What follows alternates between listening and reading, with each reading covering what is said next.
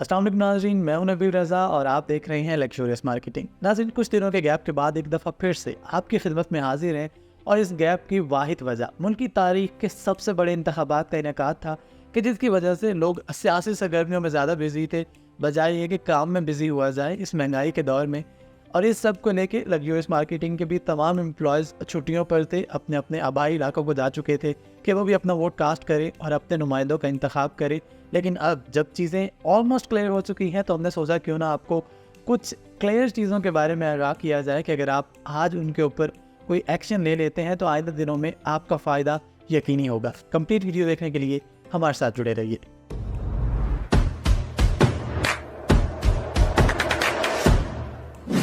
नाज़रीन, हम सब बखूबी जानते हैं कि हम कोई आइडियल डेमोक्रेसी नहीं है। यही वजह है कि पाकिस्तान के अंदर जब भी इंतखाबात का इनेकाद हुआ है, जब भी कोई पॉलिटिकल प्रोसेस होता है, कोई भी सेटअप होता है, कोई भी स्टेप लिया जाता है, तो बहुत सारे एलिगेशंस होती हैं, बहुत सारे क्वेश्चन मार्क्स होते हैं और बहुत सारे शकूक व शुबहात भी देखने को मिलते हैं। लेकिन इस सब में हमें इस चीज़ का ख्याल लाजमी रखना चाहिए कि आपका सियासी शऊर, आपकी सियासी सूझबूझ या फिर आपकी सियासी समझ, सियासी नज़रिया आपका ज़ाती है। आपका सही किसी दूसरे का गलत भी हो सकता है। बिल्कुल इसी तरीके से किसी दूसरे का सही आपके नज़दीक भी गलत हो सकता है। लेकिन अगर हम इन सारी चीज़ों को ज़ाती मामलात समझते हुए और ज़ाती सोच समझते हुए कारोबारी मामलात या फिर अज़दवाजी मामलात या फिर अपने भाईचारे और रिश्तेदारी वाले मामलात से अलग रखें तो आप बहुत सारे झगड़ों, बहुत सारी बहस और बहुत सारे टाइम के ज़्यादा से बच सकते हैं। तमाम जीतने वाले कैंडिडेट्स को लग्जरियस मार्केटिंग के प्लेटफॉर्म से मुबारकबाद देना चाहेंगे और तमाम हारने वाले कैंडिडेट्स को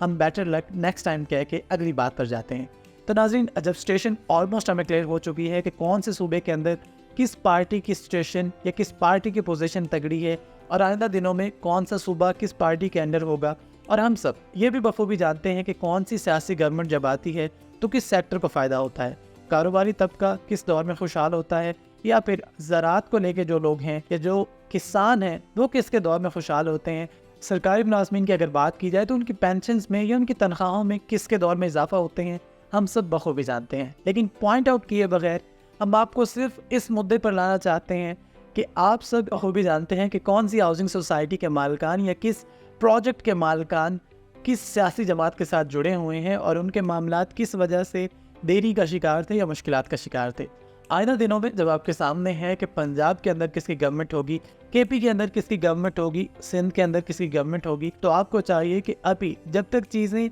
ऑलमोस्ट क्लियर हैं लेकिन ऑब्वियस नहीं हुई, आप उन तमाम प्रोजेक्ट्स के अंदर इन्वेस्ट कर लें कि जो आइंदा दिनों में किसी भी सियासी जमात के साथ जुड़े हुए हैं और उस सियासी जमात को आप किसी अच्छी पोजीशन पे या अच्छे मनसब पर देख रहे हैं। समझदारी का मुजाहरा कीजिए, उन प्रोजेक्ट्स के ऊपर इन्वेस्ट कीजिए कि जो आपको आइंदा दिनों में फ़ायदा दे सकते हैं। मैं नाम लेने से इसलिए परहेज़ कर रहा हूँ क्योंकि फिर बहुत सारे हमारे बच्चे नाराज़ होते हैं और बहुत सारे लोग नाराज़ होते हैं कि आप किसी मखसूस पार्टी को क्यों पॉइंट आउट कर रहे हैं, किसी पार्टी के साथ जुड़े हुए प्रोजेक्ट को क्यों पॉइंट आउट कर रहे हैं। आप सब अच्छे से जानते हैं कौन से प्रोजेक्ट के ऊपर आपको इन्वेस्ट करना है, कौन से प्रोजेक्ट के मामलात किस बेस के ऊपर गुज़िश्ता अरसे में मुश्किलात का शिकार थे या देरी का शिकार थे। नाज़रीन, जहाँ तक बात है केयर टेकर सेटअप की, तो केयर टेकर सेटअप जितना मर्जी अच्छा हो, जितने मर्जी टैलेंटेड लोग उसमें मौजूद हों, जितने मर्जी प्रोफेशनल लोग उसमें मौजूद हों, या फिर अगर ऐसे कहा जाए कि अगर आप फरिश्ते भी लाकर बिठा देंगे लेकिन अगर वो एक लिमिट में हैं, अगर उनका सिर्फ एंड गोल आज़ादाना और शफाफ इंतखाबात का इनेकाद है, तो वो फिर किसी भी सेक्टर को, किसी भी फील्ड को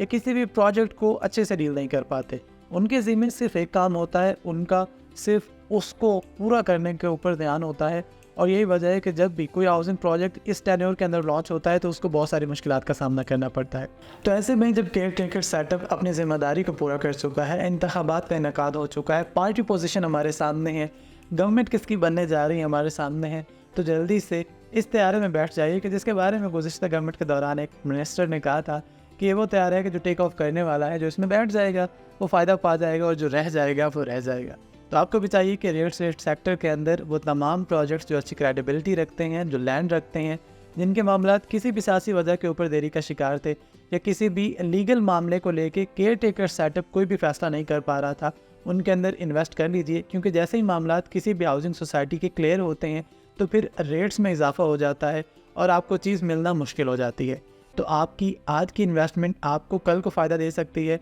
उन तमाम प्रोजेक्ट्स के अंदर कि जो अच्छी लैंड रखते हैं, अच्छी डेवलपमेंट रखते हैं, अच्छा ट्रैक रिकॉर्ड रखते हैं, لیکن اگر تھوڑی سی مشکلات کا شکار تھے گزشتہ دور میں یا پھر نگران حکومت کے دوران، اپنا اور اپنے ارد گرد کے لوگوں کا بہت سارا خیال رکھیے. ہمارے تمام سوشل میڈیا پلیٹ فارمز کے اوپر ہمارے ساتھ جڑے رہیے، اور آپ ہمارے آفس بھی تشریف لا سکتے ہیں. شکریہ. اللہ حافظ.